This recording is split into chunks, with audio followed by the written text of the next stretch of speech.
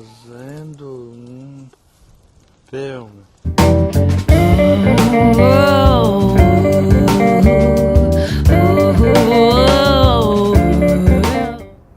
Well, when you look at documentaries over time, from 30s to now, they've always been marginal, like the avant-garde. They don't get to theaters too often. There have been periods and policies that have facilitated it, like in World War II, the U.S. and other countries too. The U.S. government sponsored films that were about the war, reports about different battles in the Pacific and Europe and so on. And many of those were shown in theaters because they were news and they weren't particularly designed for lasting 10 years or 50 years. They were to let people know what's happening now. The Why We Fight series was a little more elaborate about what reasons America had to be at war, which were partly to mobilize people to support the war and to explain to recruits going into the military who'd been drafted why they might be killed and why that was a good thing, not to be killed, but to be willing to be killed to defend the country, democracy, defeat Nazism, so on. But most of the time, documentary has had to sort of feel its own way into the hearts and minds of people. So there are a number that are sort of milestone films that do get into theaters. There are quite a number more that are made with the idea of reaching a particular, what I would call audience, but sometimes called market. So it might be films for people with cancer that are about treatment, survival, care, hospice, that are, most people would not need or want to see.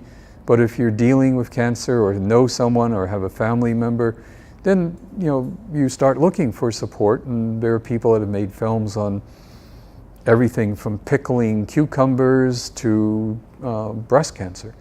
And they're not meant for the general public, but that's one of the values of documentary, is that you can make films on logging, camping, powerboat racing, collecting stamps, butterflies, all kinds of topics, weightlifting, and reach an audience that shares that interest.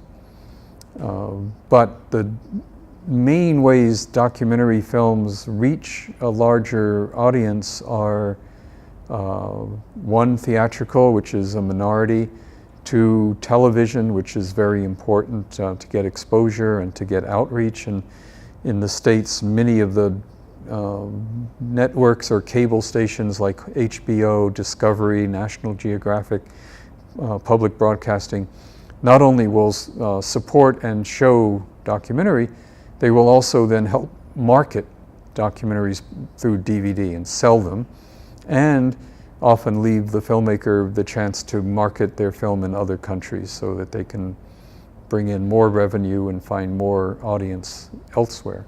And then there's the web. The problem, with the web is often, there's this funny new verb called monetizing, but how do you make money out of putting things on the web? YouTube is free. We've gotten used to clicking and finding information on anything free.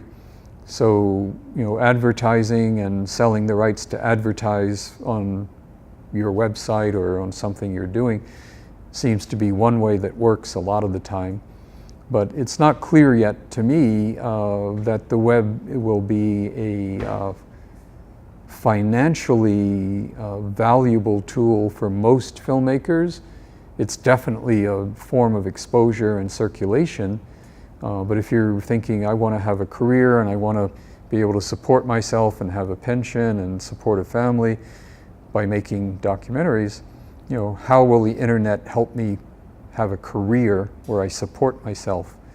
I don't think that's clear yet. I hope it will be, because it seems like it should be.